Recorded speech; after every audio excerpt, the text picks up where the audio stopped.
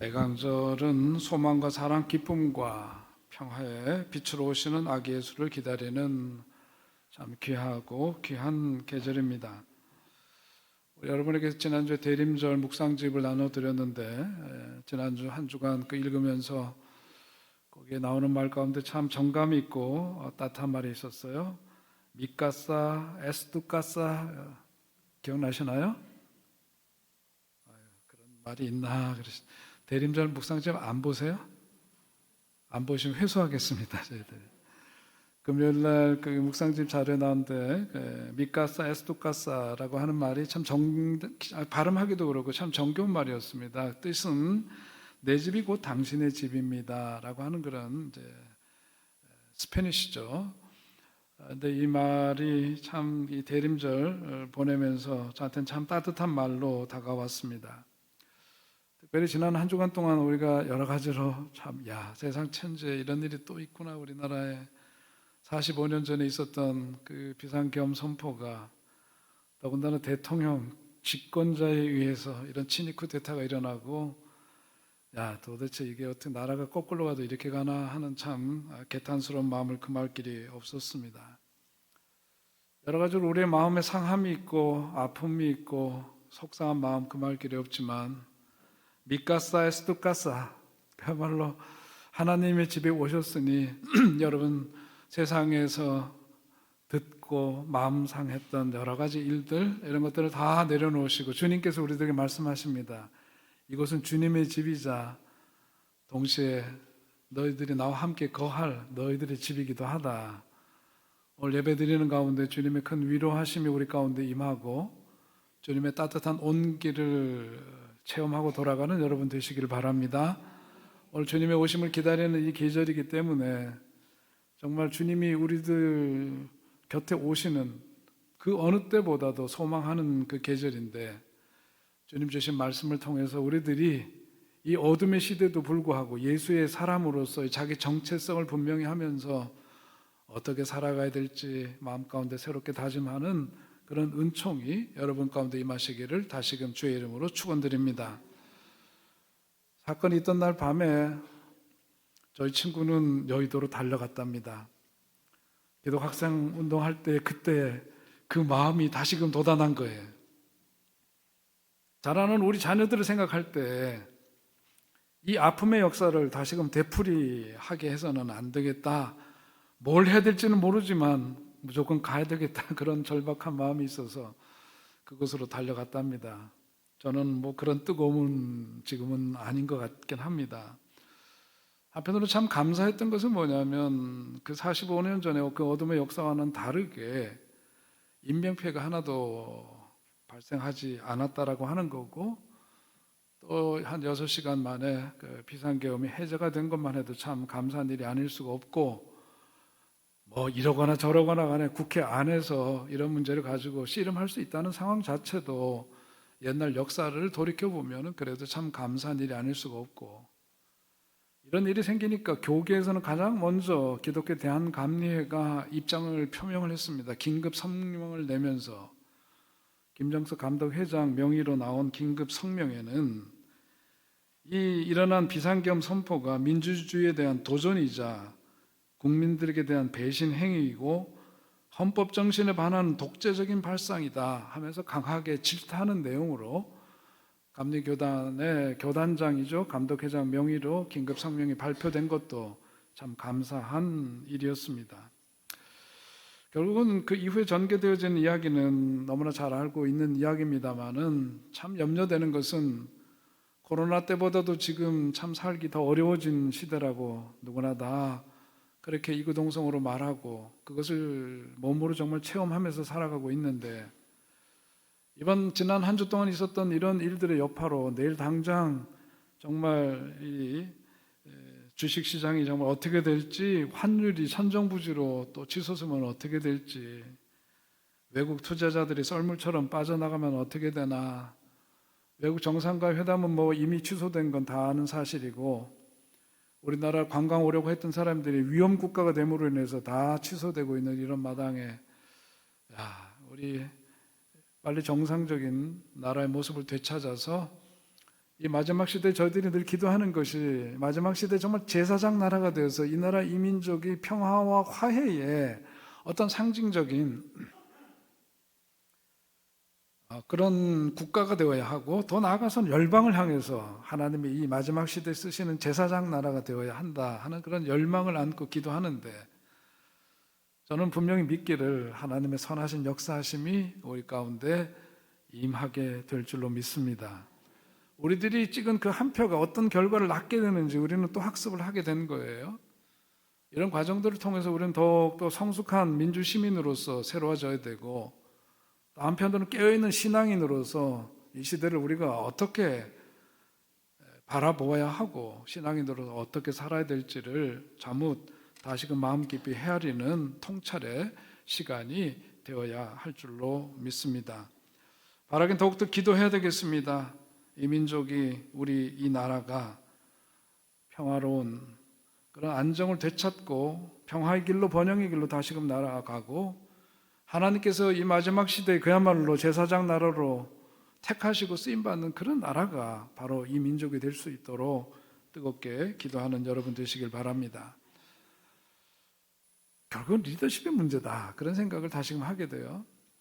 때로는 교회가 아픔을 겪고 있어도 리더십의 문제, 한계, 거기에 따른 연약함에서부터 비롯되는 경우들을 보게 되면서 마음이 아프고, 우리나라가 처해 있는 이런 상황 속에서도 결국은 리더십의 문제가 모든 국민들의 마음을 아프게 하는 결과를 초래하고 있다는 점에서, 결국은 올 아기 예수의 오심을 기다리는 이 소망의 계절에 주님께서는 그야말로 하늘 보좌 영광을 다 버리시고 가장 힘없고 연약한 모습으로, 아기 예수의 모습으로 이 땅에 오셨는데, 그래서 그분의 십자가 죽음을 통해서 우리가 한없는 은혜를 힘입고 살아가는데, 값없이 받은 은혜 가운데 살아가는 우리들은 뭐가 그렇게 대단하고 잘났다고 그렇게 교만을 떨고 근거 없이 그렇게 잘난 체를 하면서 살아가면서 세상을 정말 이렇게 누군가는 만들기도 하고 그것으로 인해서 폐해를 입기도 하고 그러냐 성찰하게 되는 거죠.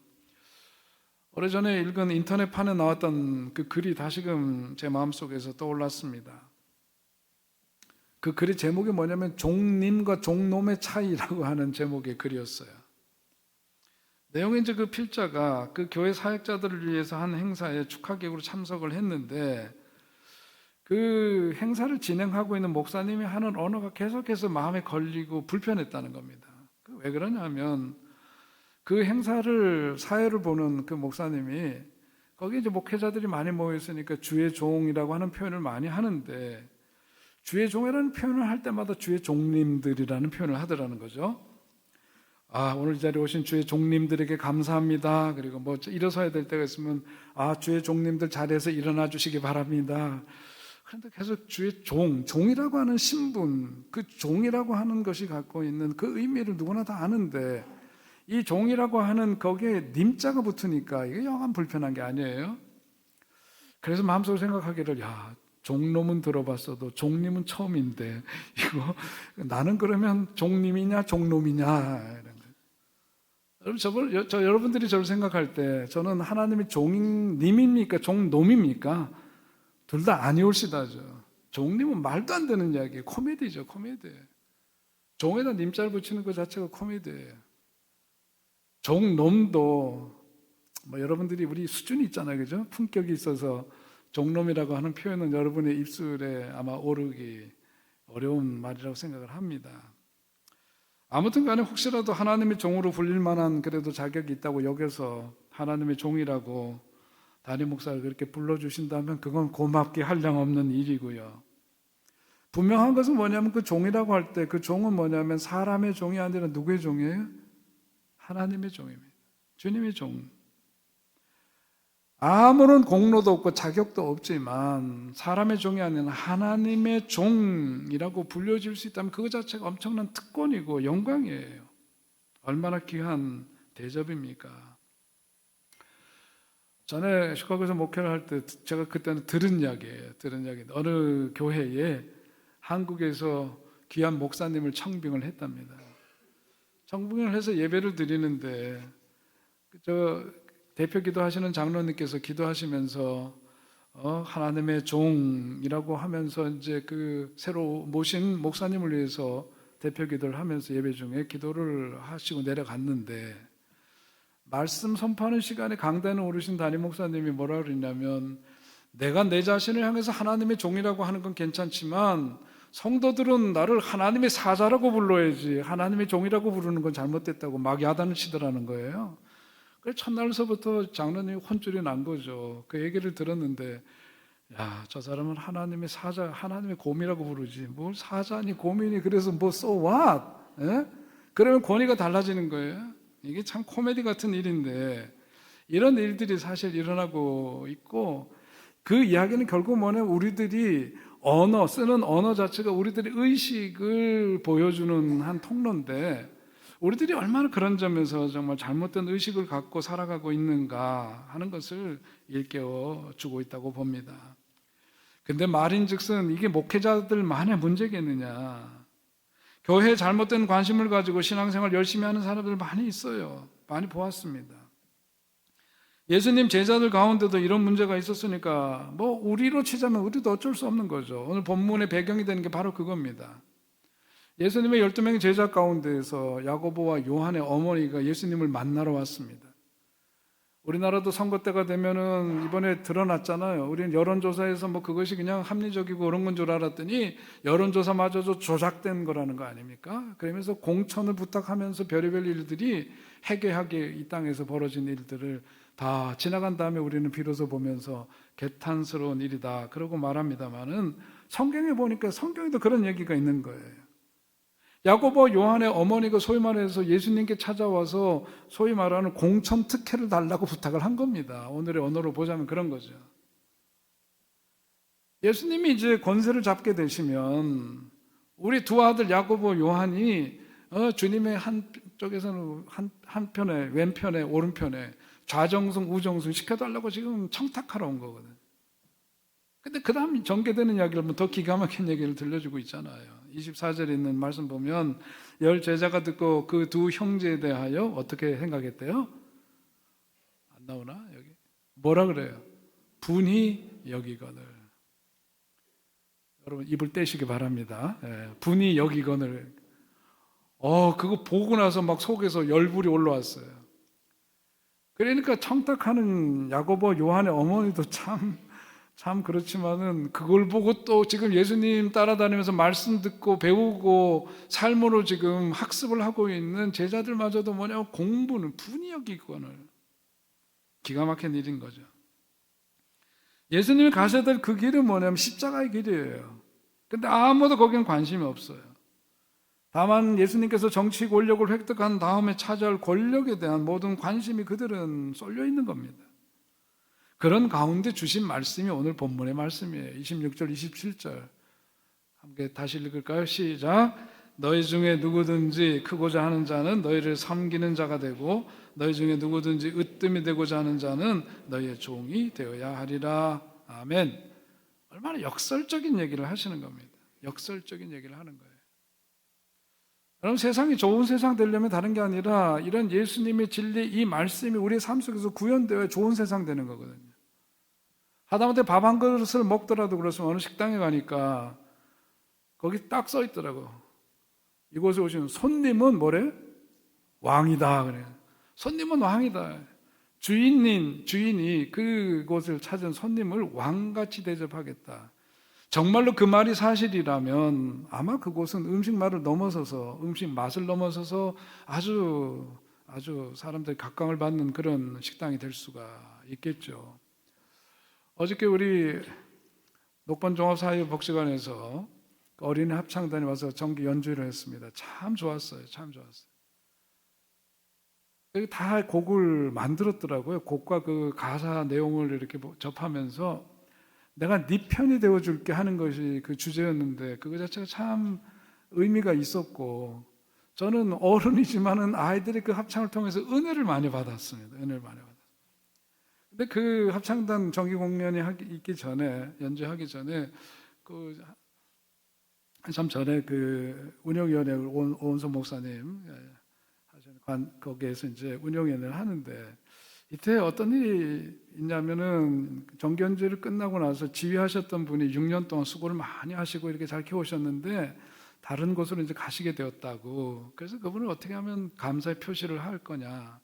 그랬다가 애들이 또 거기서 울음바다가 되면 어떨 거냐. 뭐 이런 거 갖고 좀 얘기들이 있어서 제가 제시한 안은 뭐냐면 그날은 그냥 아이들이 그렇게 합창한 것을 잘 그렇게 해서 마무리를 잘 하고 선생님은 다른 자리를 빌어서 감사의 표시를 하고 그런 게 좋지 않겠냐 그런 의견을 냈는데 다들 좋다고 해서 그렇게 어저께 됐거든요. 근데 제 마음은 다른 게 아닙니다. 우리 사회가 정말 잘 되려면은 선생님이 아이들을 뭐냐면 가르친 아이들을 뭐처럼 왕처럼 그러니까 손님이 왕이다 하는 얘기가 이런 곳에 다 적용이 돼. 그런 곳이 되어질 때 바로 그곳에서 예수님의 사랑, 예수님 말씀하신 이 말씀이 꽃피워지고 이루어지는 바로 그 현장이 될 수 있으리라고 봅니다. 말씀을 전하는 저도 무슨 자격이 있어서가 아니죠. 오늘 말씀을 준비하면서 더욱더 낮아지고 겸손하게 우리 성도들을 내가 어떻게 하면 정말 종의 말로 주의 종이 아니라 정말 종처럼 어떻게 하면 우리 성도분들을 섬길까 고민하고 그렇게 생각해야 그래도 조금 닮아가지 않을까 그런 생각을 해보면서 우리들이 각자 처해 있는 그 처지, 그 삶의 자리에서 누구든지 오늘 예수님 말씀하시는 것처럼 이 역전의 그 역설적인 이야기를 우리들에게 하시지 않습니까? 어른이 아랫사람을 지배하고 명령하고 따라오도록 강압적으로 하고 이러는 것이 아니라 그래서 우리 공무원도 일컬어서 공복이라 그러잖아요. 하인이란 말이에요. 국민이 하인이라고 해요. 충복이란 말이에요. 엎드려서 백성들을 잘 섬기라고 세워놨더니 그 힘을 가지고서는 사정없이 백성들을 도탄에 빠뜨려 이거 잘못된 거죠. 결국 리더십의 문제인 거예요. 예수님 분명히 말씀하셨습니다. 자신이 이 땅에 오신 목적이 뭐냐? 섬긴 일이다. 그리고 십자가에 달려 죽으심으로 죄인들을 구원하시기 오셨다. 그 말씀 분명히 하셨고 우리는 그것을 믿는 사람들입니다. 예수님은 지극히 작은 자들을 섬기는 종으로 오셨음을 분명히 하셨어요. 제가 목회를 하면서 많이 보는 모습이긴 한데 사람들은 현상에 관심이 참 많은 것 같습니다. 무슨 신기한 일이 일어나는 현상을 영적인 것으로 착각하는 분들이 많이 있어요. 본질은 그게 아닙니다. 각양각색의 많은 은사들이 있지만 은사 가운데서 가장 크고 위대한 은사는 뭐예요? 성경이 말씀하는 가장 위대한 은사는 뭐다? 사랑입니다. 믿으시기 바랍니다. 사랑이에요. 그런데 그 사랑을 시시하게 생각하고 눈에 보이고 귀에 듣기에 신기한 은사들을 정도 이상으로 이상하게 중요하게 생각하는 그런 분들이 많은 거예요. 잘못된 거예요. 모든 은사들은 궁극적으로 더욱 하나님을 사랑하고 더욱더 교회를 사랑하고 더욱 성도들을 사랑하기 위해서 필요한 것입니다. 모든 은사가 모든 교회를 강건하게 세우고 성도들을 온전하게 세우기 위해서 주신 하나님의 특별한 선물임을 분명히 기억하시기를 바랍니다. 오늘 본문에서 예수님을 찾아와 던지는 질문이 잘못된 것처럼 오늘 우리들이 신앙생활을 하면서 무엇이 진정으로 가장 신앙생활에서 중요한 것인지를 우리가 잘 판단해야 해요. 진짜 영적으로 건강한 사람은 뭐냐면 가장 영적으로 건강한 사람은 다른 것 아니에요. 예수 그리스도의 마음을 가지는 사람이죠. 예수 그리스도의 그 마음을 가지고 진정 성숙해질 때 지극히 작은 자들에 대한 그 예수 그리스도의 그 마음을 가지는 지경에 이르러 섬기게 되는 삶으로 연결되어질 때 거기서 가장 필요한 게 뭐냐면 섬김으로 으뜸이 되는 종으로 섬게 된다는 거죠. 종은 종인데 교만한 종 아닙니다. 그거는 종이 아닌 거죠. 더 이상 종이 아니에요. 진정한 종으로서 역할을 주님의 종으로서 역할을 할 때는 우리들 누구나가 섬김에 있어서 으뜸이 되어야만 그 역할을 제대로 감당할 수 있다라고 하는 겁니다. 세상 물질과 부귀영화에 목을 메고 종노릇 하는 것이 아니라 섬김의 종이 되는 겁니다. 교회에서 성도들이 가장 가져야 되는 중요한 덕목 가운데 하나가 그러니까 다른 것보다도 바로 섬김에 있다. 그래야만 한다. 섬김이야말로 그런 점에서 영성의 건강과 성숙을 가늠하는 잣대인 거죠. 성경이 우리들에게 들려주는 이야기는 예수님 시대 그 제자들의 모습을 통해서 보냐면 너의 꼬라지는 어떠냐 그 얘기를 하는 거예요. 좀 험하게 표현하면 그런 거죠. 네 자신을 알아라 그거잖아요. 너는 도대체 누구냐? 어떠냐? 물어보라는 거예요. 질문해보라는 거예요. 우리 자신에게. 예수님 제자들은 다른 모습이 아닙니다. 성경에서 보면 틈만 나면 누가 제일 크냐, 누가 으뜸이냐 이 문제를 가지고 싸웠대요. 예수님을 따라다니고 말씀을 듣고 주님께서 당신이 가셔야 되는 길이 어떤 길인지를 말씀하셨음에도 불구하고 제자들은 여전히 자신들이 관심 갖고 있고 자신들이 주목하는 것에 쏠려 있으니까 안 들려요. 학습이 안 되는 거예요. 그러니까 예수님 곁에 있어도 제자들은 계속해서 살던 대로 사는 겁니다.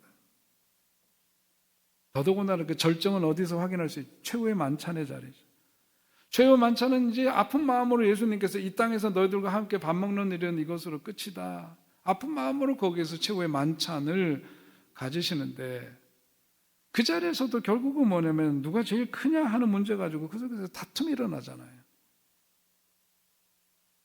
그러니까 우리들이 이러고 저러고 사는 그런 모습이 어쩌면 당연한 현실인지는 모르겠습니다만은 어느 제자들이 변하지 않는 그런 모습을 보면서 그들이 가지고 있었던 문제를 다시금 한번 주목해 보면서 오늘 우리 자신을 그 거울처럼 비춰보아야 될 줄 압니다.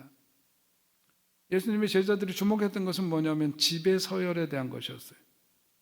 누가 더 높으냐는 집의 서열이죠. 그래서 우리가 앉을 때도 밥 먹으러 앉는데도 그냥 편한 대로 앉으면 되는데 누구는 이 자리에 앉아야 되고 저 자리에 앉아야 되고 다 따지고 그러잖아요. 누가 이름이 먼저 나오느냐 이런 것 갖고도 따져요. 우리 교회는 뭐 그런 것과는 전혀 상관없는 교회지만 어느 교단에 어느 교회 보니까 장로님들 이름이 쭉 나오는데요.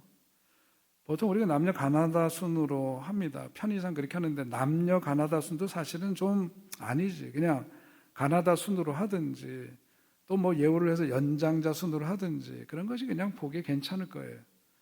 어느 교회 보니까 숫자 이름이 쭉 있는데 이건 어떤 기준으로 했나요? 그랬더니 우리로 치자면 당회죠. 거기에서 이제 투표를 통해서 장로님이 세워지는데 거기서 표를 제일 많이 얻은 사람이 1번이래요. 그 다음에 두 번째로 표를 많이 얻은 사람이 2번이에요. 근데 그 순서가 절대로 바뀌면 안 돼요. 그분이 세상 떠나는 날까지도 바뀌면 안 됩니다. 굉장히 엄격하게 지켜져야 될 룰이라고 하더라고요. 여러분, 근데 우리는 예수 믿는 사람들은 좀 자유로워질 필요가 있어요. 오늘 말씀 속에서 우리들에게 주시는 것도 뭐냐면 25절, 26절에 있는 말씀이 그거잖아요. 이방인의 집권자들이 그들을 임의로 주관하고 그 고관들이 그들에게 권세를 부리는 줄을 너희가 알거니와 너희 중에는 그렇지 않아야 하나니. 너희들 세상식대로 하는 대로 그렇게 하면 안 돼. 그 얘기하는 거예요. 섬김으로 으뜸이 되는 종이 되어야 하지. 세상에서 갖고 있는 그 기준을 그대로 교회 다니고 예수 믿는다고 하면서도 그 길을 따라가는 것은 아니다. 그 얘기를 하십니다. 성경에 보면 예수님의 그 섬김을 기억하게 하는 가장 뚜렷한 두 가지 상징물이 있어요. 첫째는 뭐냐면 십자가입니다. 두 번째는 뭐냐면 저는 수건이라고 생각을 해요. 십자가는 하나님에 대한 예수님의 절대 순종의 상징이죠. 수건은 섬김의 상징입니다. 예수께서 겟세마네 동산에서 십자가를 지시기 전에 그야말로 땀방울이 핏방울이 되도록 간절한 마음으로 주님 앞에 기도하신 내용이 마태복음 26장에 나오지 않습니까? 거기에 성경 본문 보시는 대로 내 아버지여 만일 내가 마시지 않고는 이 잔이 내게서 지나갈 수 없거든 어떻게 해요? 아버지의 원대로 되기를 원하나이다. 십자가를 지는 그 길을 두렵고 떨리지만 그 길을 내가 가는 것을 순종하겠습니다. 그게 십자가죠. 십자가의 순종이에요. 최후의 만찬에서 아까 말씀드린 것처럼 누가 제일 크냐 하는 문제로 다투는 제자들 앞에서 예수님이 보여주신 것은 스승인 그분이 제자들에게 허리를 숙여 그들의 발을 씻기시고 수건을 옆구리에 차고 그들의 발을 씻기시고 발을 닦아주신 이야기, 바로 그런 십자가와 수건은 섬김의 상징입니다. 사랑하면 섬기기도 있어요. 여러분 어느 글에 보니까 부부생활의 상태 뭐 이런 얘기를 하면서 뭐 10대는 어떻고 20대는 어떻고 그러는데 앞에 얘기는 다 웃자고 하는 얘기인 것 같고 뒤에 나오는 50대 부부에 대해서는 이렇게 말하더라고요. 서로가 가여워서 산대요. 왜냐하면 흰머리 잔저림이 자꾸 늘어가는 나이기 때문에 그렇대요. 60대 부부는 서로가 필요해서 산대. 그 필요가 뭐냐 하니까 등갈에 올 때 긁어줄 사람이 필요하다고 그렇게 얘기를 합니다. 70대 부부는 서로가 고마워서 산대요. 같이 살아준 세월이 그래서 지난날을 돌이켜보면서 그렇다는데, 근데 결국은 뭐냐면 부부의 사랑도 깊이가 생기면은 서로 뭐 하게 되느냐면 섬기게 돼 있다는 거죠. 그러니까 세월의 연수가 더해가면서도 아직도 군림하거나 한쪽에서 지시적이고 명령적이고 상명하복하듯이 하는 관계는 아닌 거예요. 사랑의 깊이가 더해지면 세월이 지난 다음에 나타나는 모습은 뭐냐면 지극하게 겸손한 모습, 어떻게 섬기는 것으로 나타나게 되어 있다, 그런 겁니다. 중요한 것은 근데 뭐냐면 더 나가서 중요한 게 있어요. 그게 뭐냐면 동기의 문제입니다.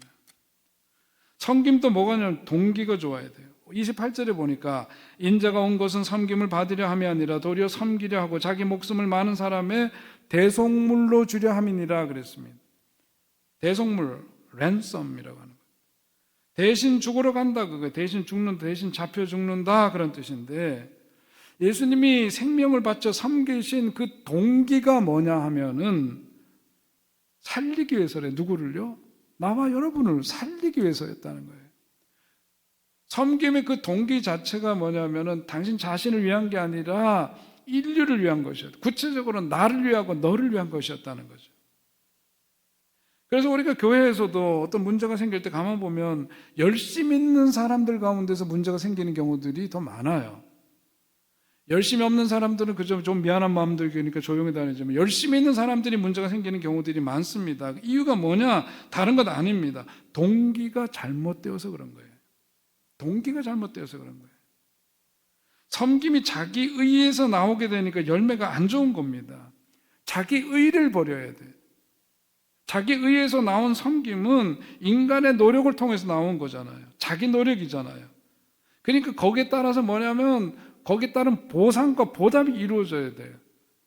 그래서 교회 사역을 하다가 섭섭마귀가 틈탄다는 얘기들을 흔히 하죠. 섭섭한 이유는 뭐냐면 자기가 철저하게 값없이 받은 은혜 때문에 자원하여 기쁨으로 그 일을 해야 되는데 그 일을 할 때 인간적인 노력으로 한 겁니다. 그러니까 뭘 기대하냐면 보상을 바라는 거예요. 보답이 돌아와야 돼. 말 한마디로 오든 선물로 오든 무엇으로 오든지 보상과 보답이 이루어져야 되는데 그게 안 되는 거고, 자기 마음대로 이렇게 이만큼 했으면 이런 지분은 있는 게 아니냐 하는 생각을 우리가 세상식으로 갖고 있는 거예요. 교회에서 지분이 어디 있어? 예수님 지분밖에 없지. 저도 언젠가는 이 현장을 떠날 때가 오겠죠. 언젠가는. 제가 지금도 그런 마음입니다만은 이 무익한 종이죠. 무익한 종. 하나님이 쓰시겠다고 하셔서 쓰실 때까지 쓰시다가 이제 그만해라 그러면은 그만하는 거예요. 우리가 그래야 됩니다. 나 같은 죄인 살리신 그 은혜 놀라와 그것이 그냥 찬양만이 아니라 우리들의 고백이 되어야 하는 거고, 그분에게서 받은 그 은총과 사랑이 고맙고 또 고마워서 보답하고 보답해도 부족하고 또 부족해서 결국은 우리가 겸손해질 수밖에 없는 거예요. 그러니까 우리가 여러분 교회에서 큰 소리 내면 안 되는 거예요. 요즘은 성도들이 무슨 어떤 그 마케팅 하는데 거기 뭐 클라이언트처럼 돼 있어요. 뭐 하면 나 안 한대. 나 그만둘 거야, 떠날 거야, 뭐 그래. 여러분 그거 예수 잘못 믿는 거예요. 잘못 믿는 거예요. 나 같은 죄인 살리신 그 은혜 놀라워 감사하고 또 감사할 것밖에 없는데 나를 그래도 쓸모있다 여기셔서 이렇게 쓰시니, 건강 주시고 물질 주시고 시간 주셔서 힘있고 이렇게 쓰임 받을 수 있으니 할렐루야 감사합니다. 그게 성도의 삶의 모습이어야 한다는 얘기예요. 그렇기 때문에 항상 우리가 뭔 일을 할 때 뭘 살펴요? 동기를 살펴요. 동기. 어떤 동기인가? 잘못된 섬김은 다른 사람에게 칭찬과 외적인 상급을 요구합니다. 자기 의의 섬김이기 때문에 그래요. 참된 섬김은 숨은 섬김을 만족하게 여기고 다른 사람의 주목을 무서워하지도 않고 추구하지도 않습니다. 그래야 합니다. 오직 주님이 인정해 주시는 것으로 만족하는 거죠. 남들이 알아주든 안 알아주든 담임 목사가 뭐라고 격려를 하든 안 하든 그렇게 주님이 기뻐하시는 일을 하면서 주님 앞에서 빙그레 웃을 수 있으면 그것으로 할렐루야 아닙니까? 여러분? 아멘. 여러분 그렇게 그런 자세로 사시란 말이에요. 저를 보세요. 고개를 드세요. 저를 보세요. 땅을 보지 마시고 저를 보세요. 여러분 말씀 시간 그냥 쉽게 딴 생각하면서 보내지 마세요. 저 여러분에게 하나님이 주시는 말씀입니다. 우리가 교회다운 교회 되려면 우리 철저하게 낮아지고 겸손해지고 종의 의식을 갖지 않고, 비록 이렇게 팔짱을 끼지 않았지만 마음으로 팔짱 끼고 아이고 무슨 소리 하나 들어보나 이 자세 갖고 교회 안 됩니다. 안 되게 돼 있어요. 제가 마음으로 존경하는, 지난 목회 여정 속에 존경하는 분 중에 한 분이 이희호 장로님이세요. 여러분 잘 아시는 것처럼 김대중 대통령의 부인이십니다. 고난의 세월을 함께 살아오신 분인데 제가 목사로서 그분을 존경하는 이유는 다른 게 아닙니다. 청와대에 그분이 들어가신 이후에 얼마 안 돼서 그 인수문 안에 대통령 관저가 있는데 거기에서 넘어지셨어요. 뼈가 부러지셨어요. 뼈에 금이 같은 거 하여튼 다치셨어요. 펑펑 울면서 회개하셨어요. 하나님이 나로 하여금 자고하지 않도록 하려고. 대통령 명분이 된 지 지금 얼마 되지 않았지만 하나님 내 속에 어떤 교만함을 보신 까닭이다. 골다공증이 심하신 분이셨거든요. 그래서 한동안 불편하게 지내셨지만 철저하게 회개하는 모습이 있었어요. 그보다 제가 늘 존경했던 것은 다른 게 아니라 속회를 드리는 모습이에요. 대통령 영부인이지만 그분은 속회를 챙기셨어요. 항상 속회를 챙겨요. 속장에게 전화를 합니다. 정해진 날짜에 속회를 보시는데 그날 일정이 있어서 어려운 경우에는 들을 수 없지만 속회를 열심히 드셨어요. 봄철 대신방이 되면은 그 구역에 맡은 부담임이 거기를 갑니다. 담임 목사가 신방해야 될 때도 있지만은 담당 해당 속에 그 부담임자들이 전도사님하고 그 속장님들하고 해서 신방대원들이 가잖아요. 봄철 대신방 때 철저하게 신방받아요. 아들뻘보다 더 젊은 부목사가 주시는 말씀 겸손하게 듣습니다. 제가 부목사할 때서부터 그분을 곁에서 보면서 야 진짜 큰 어른이시구나 이분이. 겸손하신 분이세요. 제 책 꽂은 책들 가운데서 이호 장로님의 일대기를 담은 그 책을 소중하게 제가 갖고 봅니다. 이건 여러분을 향해서 드리는 말씀이기도 하거니와 저 자신을 향해서도 그리고 하나님께서 우리에게 주시는 말씀인 거죠. 예수 믿는다는 게 도대체 뭐냐? 도대체 뭐냐? 값없이 받은 은총 때문에 살아가면서도 여전히 자기 의에 빠져 있는 모습에서 벗어나지 않으면 안 되는 거예요.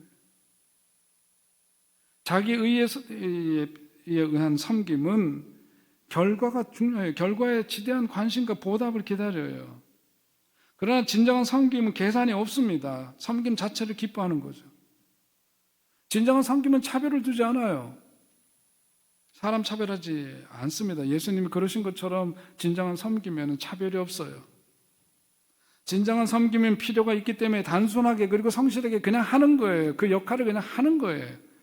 이것저것 따지고 복잡하지 않습니다. 진정한 섬김은 지속적이고 공동체의 덕이 되죠. 그러나 자기 의에 의한 섬김은 일시적입니다. 그리고 그 공동체에 금이 가게 해요. 덕을 세우기보다는 금이 가게 합니다. 진정한 섬김 공동체를 튼튼하게 합니다. 조용한 가운데 아무 가식 없이 다른 사람들의 필요를 돌보기를 힘쓰는 거죠. 다른 사람들을 끌어주고 싸매어주고 치료해주고 세워주는 역할을 합니다. 그러면서도 티내지 않는 겁니다. 그래서 참 섬김에는 겸손이 동반되어야 하는 거고 그 겸손의 미덕은 훈련되지 않으면 안 되는 거죠. 그래서 날마다 우리들에게 요한일서 2장 16절의 말씀은 그걸 일깨워주는 거예요. 이는 세상에 있는 모든 것이 육신의 정욕과 안목의 정욕과 이생의 자랑이니 다 아버지께로 쫓아온 것이 아니요 세상으로 쫓아온 것이라. 아버지가 주시는 게 아니라 세상이 우리들에게 계속해서 상기시키는 건 뭐냐면 안목의 정욕, 육신의 정욕과 안목의 정욕과 이생의 자랑. 안목의 정욕이 뭐예요? 외적인 모습에 사로잡히는 성향을 갖는 거죠. 이생의 자랑이라는 게 뭐예요? 자만하는 이기주의를 말하는 겁니다. 웨슬리 목사님의 삶에 가장 큰 영향을 끼쳤던 분 중에 윌리엄 로우라고 하는 분이 계세요. 그분이 했던 말이고 웨슬리에게 영향을 끼쳤던 내용입니다. 한번 읽어볼까요? 거기 같이 읽으시면 좋겠네요. 시작. 당신의 이웃 사람들의 모든 연약함과 결점에 대하여 자기 자신을 낮추고 겸손한 태도를 취하라. 그들의 과실을 덮어주고 그들의 좋은 점을 사랑하고 그들의 미덕을 격려하고 그들을 부족한 것을 도와주고 그들의 번영을 기뻐하고 그들의 빈곤을 동정하며 그들의 우호를 받아들이고 그들의 불친절을 묵과하고 그들의 악의를 용서하고 종들의 종이 되라. 그리고 스스로를 낮추어서 가장 낮은 사람들을 위한 가장 낮은 직무를 수행하라. 사도 바울이 위대한 점은 그가 누구보다도 복음 전도자로서 열정적으로 살았고 많은 곳을 다니면서 그렇게 그 일을 행했기 때문이 아니라고 저는 생각을 해요. 사도 바울은 고백하기를 내가 매일 죽노라 그랬습니다. 그의 삶의 위대함은 매일매일 자기 자신을 주의 말씀 가운데 쳐서 복종시키면서 자기 자신의 죽음을 경험함으로써 그의 삶은 거기에 이르를 수 있었다는 것을 성경은 증언하고 있는 겁니다.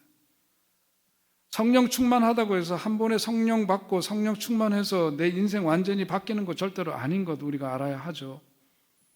성령의 체험은 날마다 계속되어야 합니다. 성령의 인도하심은 날마다 우리의 삶 속에서 일어나야만 하는 사건인 거예요. 그 훈련 속에서, 그 은혜 체험 속에서 나는 죽고 내 삶 속에서 예수가 드러나는 삶이 되어질 때 바로 우리는 주님이 보여주신 그 겸손의 도를 우리 삶 속에서 실현하면서 살아가는 진정한 예수의 사람들이 될 수 있을 줄로 믿습니다.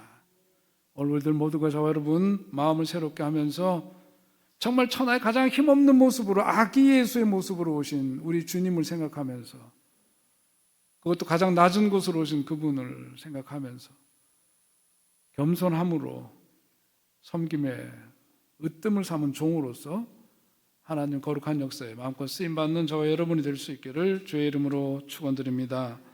존귀하신 주여, 오늘도 주님 주신 말씀 붙들고 저희들이 살기를 원합니다. 하나님, 근거 없이 교만할 때가 얼마나 많이 있고 세상 좀 살았다고 내 주관적인 판단과 주장이 주님의 말씀보다 앞설 때가 얼마나 많습니까? 정말 우리가 겸손하게 섬김의 종이 되되 그야말로 섬김이야말로 삶의 가장 중요한 가치임을 깨달아 그것을 으뜸으로 삼고 살아가는 주의 종이 되게 하셔서 우리의 모든 언행심사가 주님의 마음에 합한 것 되게 하시고 주님께 영광을 돌리는 우리들의 삶이 되게 하여 주시옵소서. 예수님의 이름으로 기도하옵나이다. 아멘.